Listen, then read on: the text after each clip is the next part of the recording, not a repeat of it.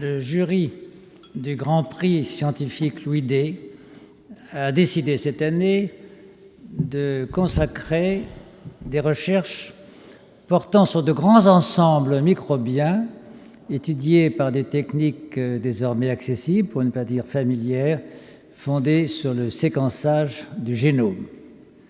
Le prix est partagé entre Didier Raoult, professeur à l'université d'Aix-Marseille, et Chris Bowler, chercheur à l'École normale supérieure de la rue d'Ulm à Paris.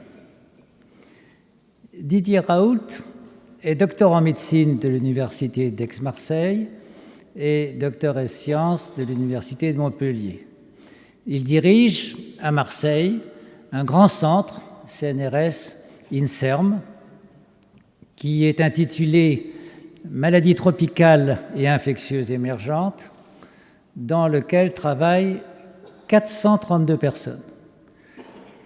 Cet ensemble exceptionnel de chercheurs, de doctorants, de postdoctorants, d'ingénieurs et de techniciens a une productivité scientifique absolument remarquable, se traduisant par plusieurs dizaines de publications de haut niveau chaque année, avec un grand nombre de citations.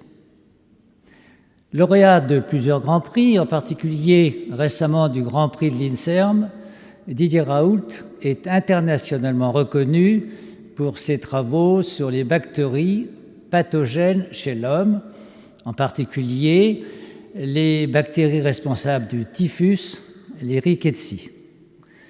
N'oublions pas que plus que les guerres, les infections bactériennes et virales sont responsables dans une large mesure du destin de certains territoires. Ils l'ont été dans le passé, ils le sont encore aujourd'hui.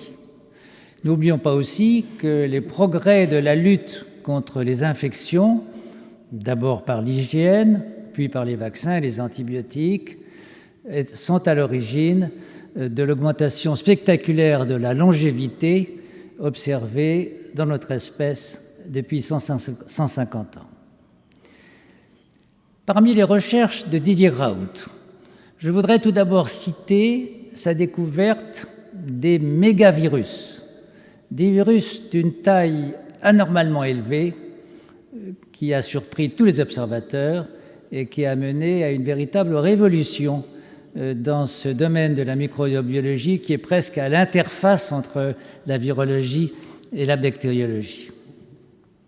En fait, Didier Raoult est un chasseur et on pourrait presque dire un collectionneur de microbes.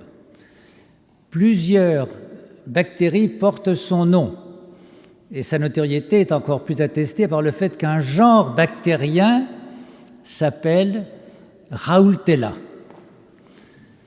Didier Raoult s'intéresse aujourd'hui à des sujets qui concernent, comme cela a été dit il y a un instant, les bactéries du tube digestif.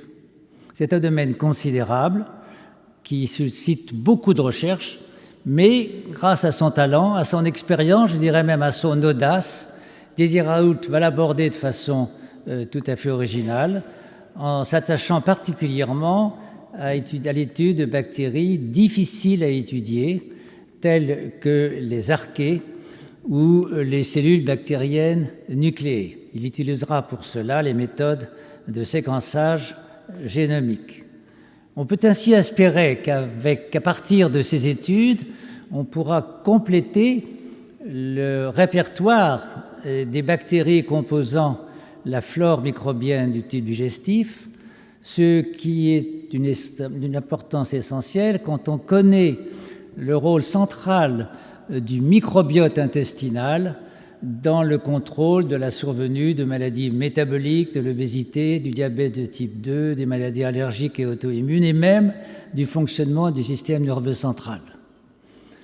Tout laisse penser que les travaux de Didier Raoult pourront également contribuer, par l'étude des voies de synthèse au sein de ces bactéries, de trouver de nouvelles molécules qui pourraient devenir à terme des médicaments dans de très nombreuses maladies.